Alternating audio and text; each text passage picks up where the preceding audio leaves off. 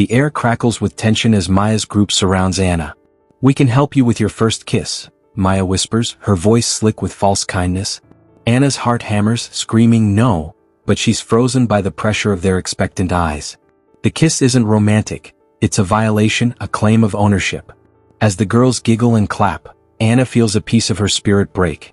Anna stood in her room, her suitcase open on the bed like a hungry mouth. She carefully placed her new uniform inside, each fold a promise to her future. She was going to Queen's College Lagos, the school that produced judges, doctors, and ministers. Her dream of becoming a lawyer felt so close she could almost touch it. Her mother, Grace, entered, her eyes shining with tears she wouldn't let fall. "Anna," she said, her voice firm but soft, "this school is your gateway. Focus on your studies. Avoid bad company. Make us proud." Her father, David, stood in the doorway, his strong arms crossed. He gave a single, solid nod. That nod meant more than 100 words. It meant he believed in her. Anna hugged them both, her heart swelling with love and determination. As the car pulled away, she watched her home shrink away, a tiny speck of her old life. She imagined the school as a shining castle where she would finally become someone important, someone her family would point to with bursting pride. Queen's College was a world of its own. The gates were huge and imposing, and the buildings looked like ancient palaces. Girls in crisp uniforms walked in confident groups, their laughter sounding like a secret language. Anna felt a thrilling jolt of excitement. This was it. But the feeling didn't last. As she struggled with her heavy suitcase, no one offered to help. She felt invisible. In her dorm, she met Lily, her roommate, who had a warm smile and helped her immediately. For a moment, Anna felt relief. But that evening in the dining hall, she saw the social ladder. At the head of the most popular table sat Maya.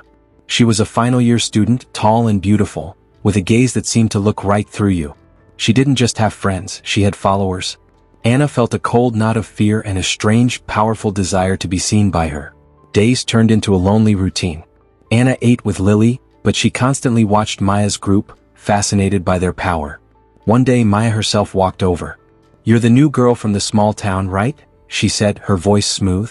The other girls at her table snickered. Anna's face burned with shame. But then Maya smiled. "Don't look so scared. You have a spark. I see potential in you. Stick with us and you'll not just survive this place, you'll rule it." She walked away, leaving Anna's heart pounding. The words were a lifeline. Being noticed by Maya felt like winning a prize. That night, she replayed the moment in her head, ignoring Lily's friendly chatter. The desire to belong to that powerful group began to burn inside her, pushing her other thoughts away. The invitation came a week later. Kelly, one of Maya's closest friends, slipped a note into Anna's textbook. It simply said, "Common room. Midnight." Anna's hands shook. This was it. The ultimate rule break. That night, she pretended to be asleep until she heard Lily's steady breathing. Then she crept out into the cold, dark hallway. The common room was shadowy, lit by phones. Maya and her group were there, sharing crisps and soda they weren't allowed to have. "Have a drink," Maya said, handing Anna a soda can. "It's a special mix. Just for us." Anna took a sip. Tasted bitter and weird. "What is it?" she asked. Kelly laughed. "Don't be a baby. It's just to help you relax. You trust us, don't you?"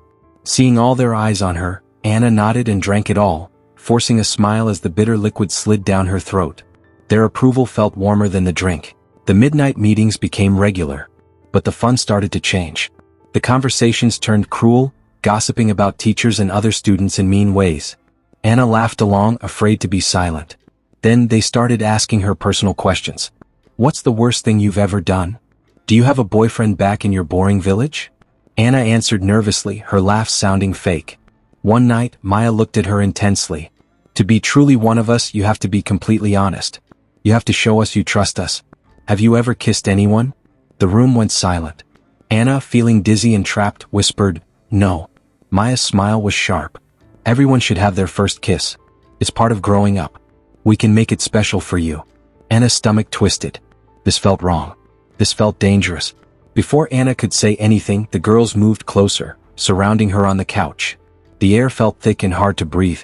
"It's okay," Maya whispered, her face too close. "It's just a kiss. It's what friends do." Anna tried to lean back, but there was nowhere to go. Kelly and another girl held her arms, not roughly but firmly enough that she couldn't move. "Stop," Anna whispered, but her voice was too quiet. Maya leaned in and pressed her lips against Anna's. It was hard and felt like it lasted forever. The other girls giggled and clapped. When it was over, Anna felt numb and dirty. Maya patted her cheek. You're one of us now. Really one of us. The Viper has tasted your spirit. They had a name for their group. Anna felt sick. She had not been kissed, she had been claimed. After that night, everything changed. The group owned her. They decided who she talked to, where she sat, what she did. If she tried to sit with Lily, Maya would appear.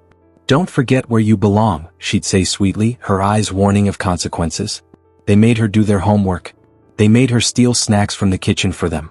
Every time she objected, they would remind her of the kiss. We shared something special, Maya would say. You can't turn your back on that. We know your secret. The shame was a cage. Lily tried to talk to her. Anna, they're using you. Please just eat with me today. But Anna snapped, you're just jealous. You wish you were part of something important. She saw the hurt in Lily's eyes and hated herself, but the fear of being alone was stronger. The demands got worse. During a midnight chat, Maya said Anna needed to prove her loyalty again. We need you to get the test answers from the teacher's desk, she said. Anna froze. I can't. I'll get expelled.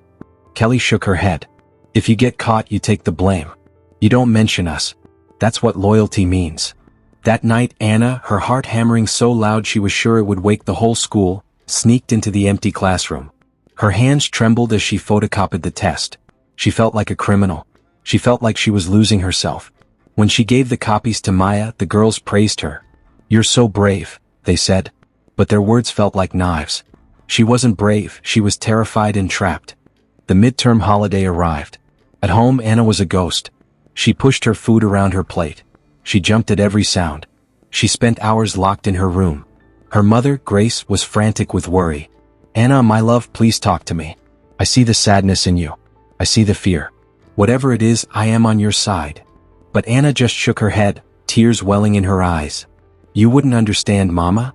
No one understands, she shouted before running to her room and slamming the door. She cried into her pillow, missing her old self, missing Lily's friendship, but feeling too stained and guilty to ever go back. The mask of the happy, successful student was cracking, and the broken girl underneath was terrified. Back at school, the clique's control tightened like a vice. Maya called a meeting. There's a new girl, Kayamika. She thinks she's better than everyone. We need to teach her a lesson. Anna's blood ran cold. What kind of lesson? She asked. We're going to hide her uniform before the assembly. She'll be humiliated in front of the whole school, Maya said calmly. Anna felt sick. No, Maya, that's too mean. Please, let's not. Maya's eyes turned cold. Are you with us or are you against us? If you're against us, then you're our enemy. And we destroy our enemies. The threat was clear. It was either betray an innocent girl or become the next target. Anna felt completely and utterly trapped. The plan was set for the next morning. Anna couldn't sleep. She thought about Kayamika's face, how scared and humiliated she would be. She thought about herself, how far she had fallen from the girl who wanted to be a lawyer to a girl who bullied others. She thought about her mother's worried eyes. She started crying, silent, heaving sobs that shook her whole body. The door to the bathroom opened and Lily stood there, having heard her. She didn't say anything. She just walked over, sat on the edge of Anna's bed and held her hand. That simple, kind act broke down the last of Anna's walls. I need help, Anna choked out, the words tasting like freedom. I don't know how to get out. With Lily by her side, Anna made a plan. She wouldn't help them hurt Kayamika. The next morning, when the girls gathered to execute their plan, Anna said, I'm not doing it. Maya's face darkened with anger. What did you say? I said I'm not doing it. It's wrong. Kelly laughed. You think you have a choice? After everything you've done for us? We own you. But for the first time, Anna stood straight. You don't own me. She turned and walked away, her legs feeling like jelly, but her spirit feeling stronger with every step. She went straight to Kayamika and whispered a warning to her. It was a small act of defiance, but it was hers. The backlash was immediate and brutal. Maya and her followers launched a campaign of silent treatment and whispered rumors. Anna is a snitch. Anna is unstable. Don't talk to her, she'll get you in trouble. They tripped her in the hallway. They accidentally spilled water on her homework. Every day was a battle. Anna felt isolated and paranoid. Lily stayed by her side, but the pressure was immense. Anna started having nightmares. She couldn't concentrate in class. The fear was a constant, cold companion. She was fighting a war and she was losing.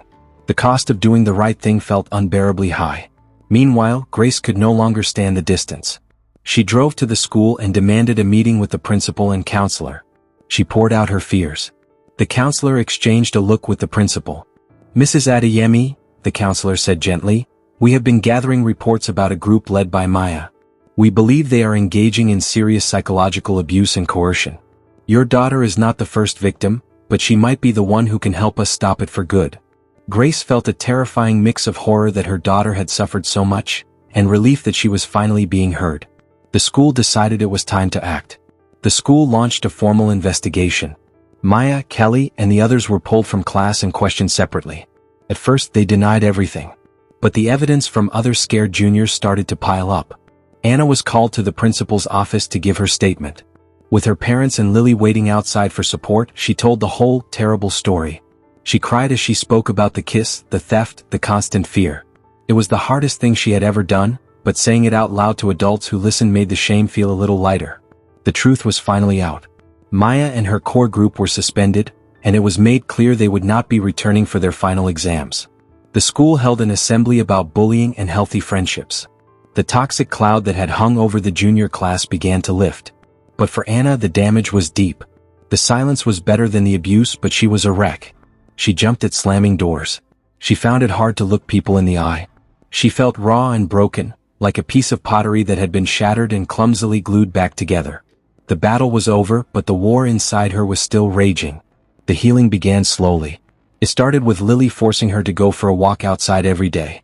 The sun felt warm on her skin. Then Lily convinced her to join a small study group with 2 other kind girls. At first, Anna just sat there silently.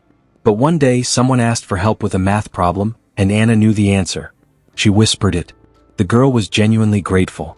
That small moment, that tiny feeling of being helpful and normal, was like a single drop of water on a parched plant. It wasn't much, but it was a start. She began to remember what it felt like to be a person, not just a victim. Anna started calling her parents every other day. The conversations were awkward at first, but she kept trying. During the next holiday, she and her mother went for long drives and just talked about nothing. The weather, a movie, a funny memory. The pressure was gone. One afternoon, Anna finally told her mother the whole story again, this time without the school officials present. She cried, and Grace cried with her, just holding her. "You are my daughter," Grace whispered, "and I am so proud of the strength it took for you to survive that. We will heal from this together." For the first time, Anna believed it. Back for her final year, Anna threw herself into her work. She joined the debate team, and at first her voice was shaky. But she discovered that preparing for a debate gave her a sense of control she had lost. She was using her mind, her words, to fight for a point in a fair and structured way. It was the opposite of the manipulative whispers of the clique. She started winning debates.